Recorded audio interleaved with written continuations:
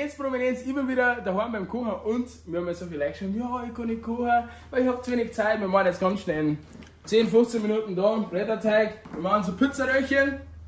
Genau, da habe ich jetzt da 2 so Becher von dem Creme leicht drin, hat ein paar frische Kräuter rein, Salz, Pfeffer, ein bisschen Tomatenmark, ihr könnt eine Tomatensauce nehmen, dann verrührt es das einfach.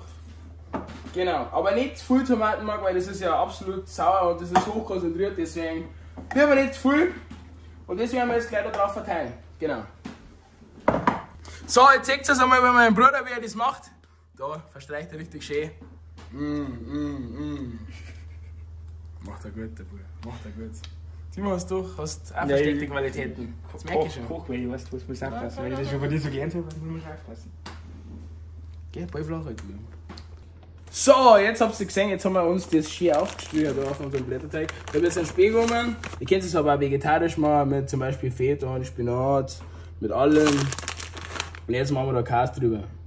Richtig schön Mozzarella. Dann können wir nochmal Gräl laufen, dann am Ufer backen. Also erst das rohe ich noch und schneide es. Genau. Also, wünsche ich was. Schaut her, jetzt habe ich den Lelek da richtig schön da so eingerollt. Da schneide ich mir jetzt so Teile ab und dann können wir in den Ofen. Also ganz easy, ganz schnell. Saugeil. Schaut, das ist wurscht eigentlich, wie die ausschauen, wie die geschnitten sind. Die gehen jetzt dann gleich in den Ofen.